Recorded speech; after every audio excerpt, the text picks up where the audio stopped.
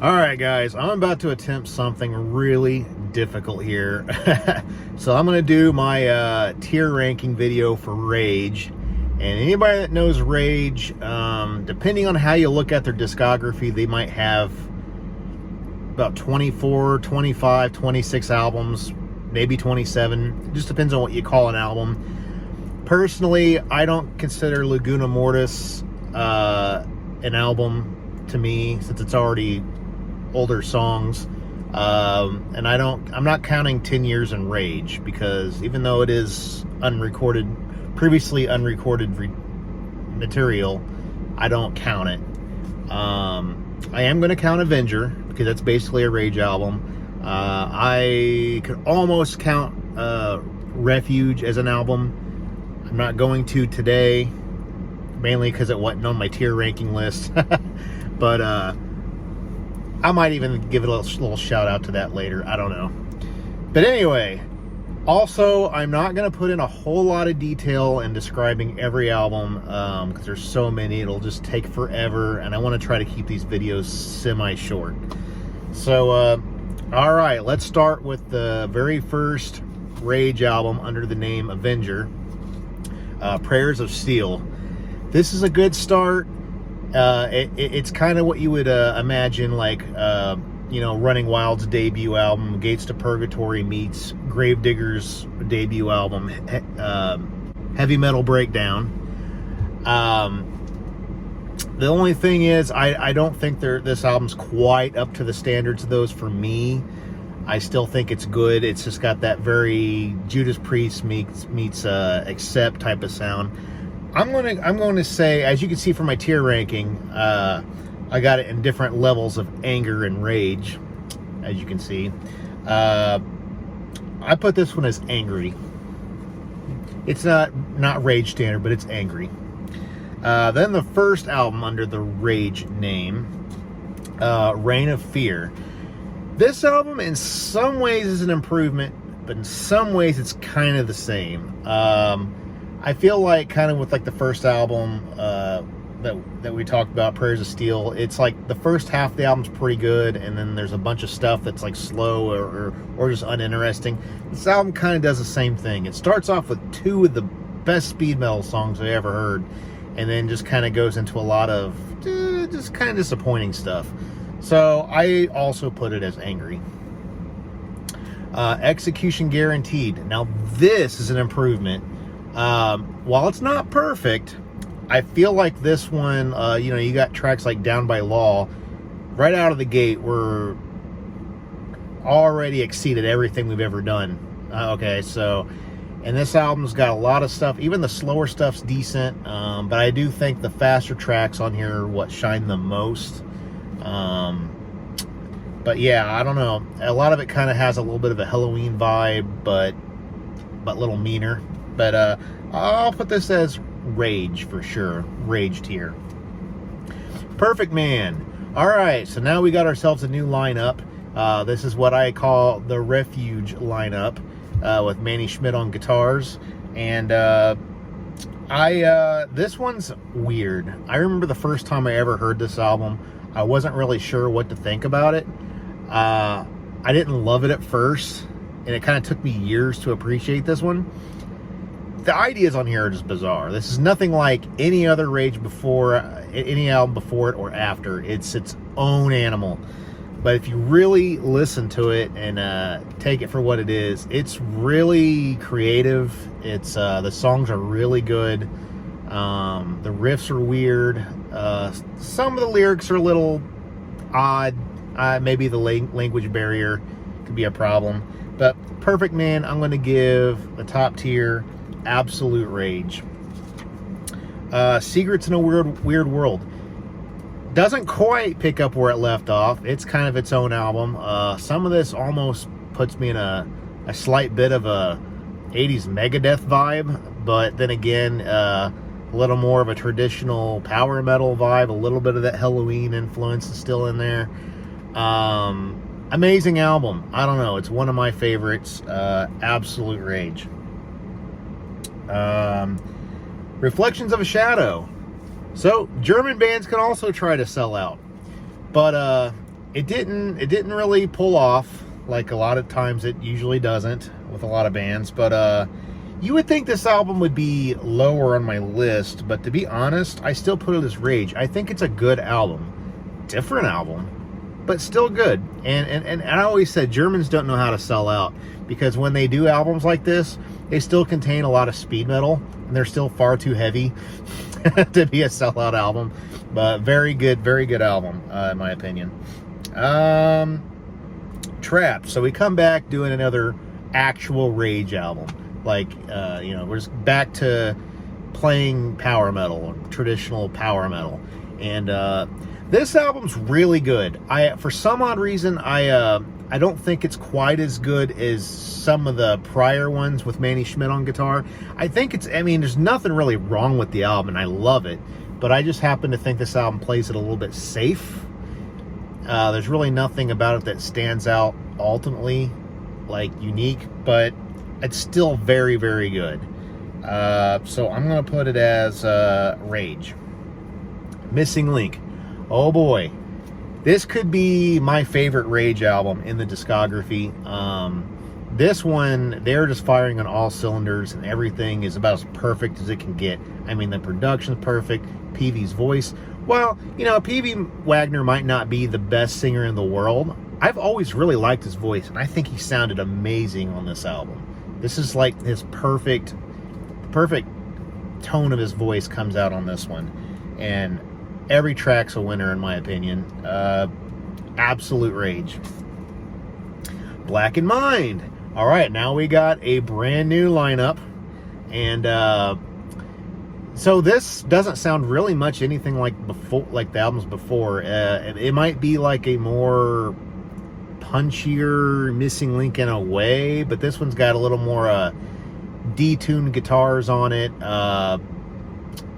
It's I don't know. My only gripe with this album is the production is a little off to me, especially in the vocals. They sound a little small and kind of pushed back, but it's okay. It's not bad. But as far as the songwriting goes, very, very good. I give it an absolute Rage. End of All Days. Black in Mind might be one of Rage's 90s classics, but End of All Days, I catch myself listening to more and might even like a little better, and I don't know why. It's not as heavy, and it's a lot more melodic and atmospheric, in my opinion. But I don't know what it is about it. I just love this album. The melodies just draw me in. The atmosphere, the vibe of the whole thing just draws me in. Absolute Rage. And I know it sounds like I'm handing out these absolute Rages, these A tier or S tiers. Actually, I'm kind of handing them out like it's Halloween trick or treat or something. But I just can't help it. Rage has so many good albums that I love these albums. This is one of my top favorite bands. I can't rank them any lower because I love these albums. 13 is the next album. I guess this marks the 13th album, however you want to look at this. But again, here's another album that's similar to the past two albums, but different. I think the production on this one's even better than the past two. This is the first album that actually contains the Laguna Mortis Orchestra that actually contributed some stuff to Rage albums. And there is an album just called Laguna Mortis Orchestra, I think that's what it's called. But that, I don't consider that an album. That's a separate thing. But this right here is the first album that actually contained orchestral stuff. So this is like the first symphonic Rage album, I guess you could call it. Man, the songs in here are just absolutely killer. I mean, the orchestra absolutely adds a lot to it. I don't know. It's just another winner. Absolute Rage again. Next album, Ghosts. Also is one of these albums. These Symphonic Rage albums. This one's really weird. A lot of people kind of criticize this one for not being as heavy as other Rage albums, which it's not. This one's a lot more just melodic and atmosphere. But it does it, and it does it well. And, you know, I have to give this an absolute rage. And the reason why, I mean, this one also kind of has maybe a little bit of a darker tone to it overall.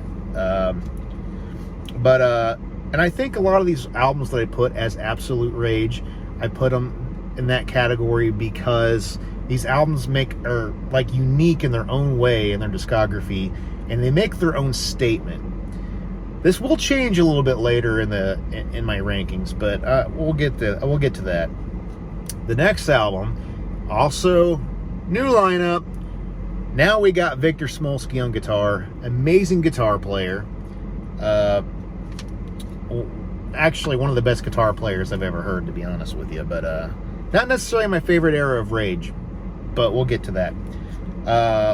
Welcome to the Other Side was the first one, and this album's really cool. Like, the first half of it kind of tells like a story. It's kind of a concept, and then it just turns into like a regular Rage album. I would love to put this absolute rage, but the only thing is, although the first half of it is killer, the rest of it kind of just feels like a batch of songs, and they're good songs, but there's nothing that really puts it over the top. So I'll put this one as rage, although I love the way it sounds, and I do like this album a lot. Unity. Okay, now this is the first Victor Smolski album that really sounds like a Victor Smolski album. Now you can kind of picture what the rest of his albums are going to sound like by this one. This one's just amazing. The melodies are good. It's heavy. It's technical. PV sounds really good on this one. The production's amazing. A bit on the polished side, but it still sounds really, really good. I have to put this as an absolute rage because it's just all killer. I mean, it just really, really is, in my opinion. Next one, Sound Chaser. This one's a big fan favorite for a lot of people, and for good reason. Some people call this, and I refer to this a lot, to a lot of stuff, that this is like the painkiller of Rage, which it kind of, sort of is. It's very heavy, a little bit on the faster side. Not really speed metal necessarily, but just like, it's just kind of got this, this bulky, beefed up sound to it. I don't know. Everything sounds amazing. Everything. The guitar work is probably even better than it was on Unity. It's even more technical at times. So good. So good. Absolute rage. Now, Speak of the Dead. This one's kind of odd. It's kind of set up sort of the same way as Welcome to the Other Side. Although, I feel like the extra songs on the album, like, you know, the first half of it tells a story, or not first half, but the first like 4 or 5 songs or whatever tracks tell a story, which is amazing. Also, it sounds like they got the Laguna Mortis orchestra on here. It's I don't know, it's just one of those albums that it really makes a statement. It's really unique in the discography. And that I feel like the rest of the songs on the album kind of hold up a little better. Like there's more it's more fresh, I guess I should say. So I'll give this an absolute rage. Carved in Stone. Okay, so this might be the first album that loses a little bit of momentum, a little bit of power, but it's still good. It's a really heavy album, but it really doesn't have much to it that sets it apart. It just sounds like another good Rage album. So I don't know what much else to say about it other than it's heavy, it's melodic, it's good, it's Rage. I'll just give it Rage tier. Strings to a Web. I feel this is in some ways maybe a little more interesting than Carved in Stone, but at the same time, I don't know. It's good. It's kind of got a good traditional metal vibe to it, but really heavy. Some low-tuned guitars and stuff like that. It's just another good Rage album with Victor Smolski. It doesn't set itself apart too much from the pack. I'll also give this a Rage. 21. This is the last album to feature Victor Smolski on guitar, and this one, I have mixed feelings about. On one hand, it's one of the heaviest Rage albums that's ever been released. I mean, the first several tracks are just like, wow, so heavy. You'll want to crank these for sure. And PV almost sounds like he's trying to go into like a... I mean, he really can't do gutturals too much, but it sounds like he's trying to do that at times. It's like... It's kind of... it stands out for that. The only thing is, while some of these songs I think are really fun and really good, I don't think the album as a whole really shines above the better Rage albums, although this one does kind of have a special place in the discography for me. So I will have to give this a Rage tier. The Devil Strikes Again. Okay, this was yet another lineup. This one is a very short-lived lineup, unfortunately, though, and it's too bad because I did like the guys that he had in the band. But this one is basically a return. I guess Petey was kind of fed up with the way Rage was going with Victor Smolski, and he decided to kind of take his band back and start over, go back to not really his roots, but kind of go back to that 90s Rage sound, which pretty much is what this sounds like. A lot of it sounds real heavy and tuned down, similar to Black and Mind, maybe. So I think this is a really good album. I don't think I would put this above any other album because it just sounds like another good Rage album. So I'll just put this one as Rage tier. Next, Seasons in the Black. I was kind of hoping for something that was a little bit of an improvement. In some ways, I can hear that they were trying to make an improvement. Sadly enough, I don't connect with this album as hard as some of the other ones. I think the production was a little weaker on this one. I don't know. Some of the vocals don't sound in some songs don't sound as good to me as it did on the previous album.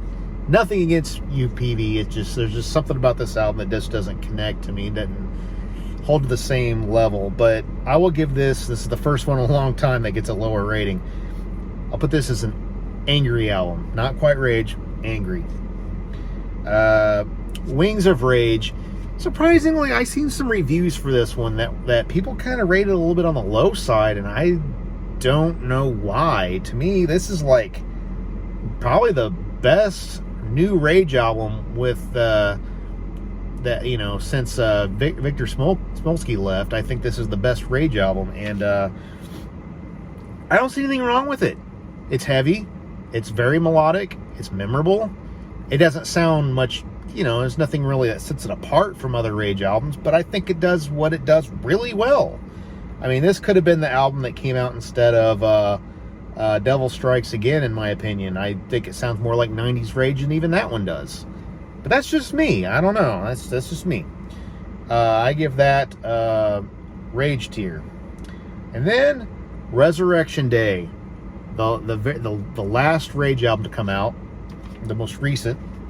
This one sounds nothing really like the past couple. And I don't even know if it sort of has that 90s Rage vibe, but I feel like this one's a little bit different. A lot of this sounds really modern at times, but it still sounds very much Rage. Every song is really strong. It's heavy. It's very memorable. The production sounds pretty good. Actually, it sounds really good. I don't know. Some people call this the best Rage album in a while. Well, I personally think it's on par with, some of the recent Rage albums. I don't know if it really sets itself apart beyond that, but I definitely give this Rage tier. I'm very happy with this album. Now, all right. So, also to point out, I don't have a little thumbnail for Resurrection Day, so I'm just using 10 Years in Rage because it was already sitting there. So just to let you know that. So as it looks, I feel like Rage's best era is kind of in the middle. Like if they were like a Oreo cookie their whole career, I feel like the cream filling was kind of like late 80s through the 90s for the most part. And I think after that they they were still good. They're still good now, but I feel like the ideas, I still think they're a creative band, but I feel like they're not trying as many brand new things. Hey, maybe all the ideas are taken up. I don't know. But I'm very happy with Rage. As you can see, they didn't have one album that was on the happy tier, okay? Like, basically a C is the lowest they'll go in a rating. So that just goes to show you how hard this band works and how they never really let you down.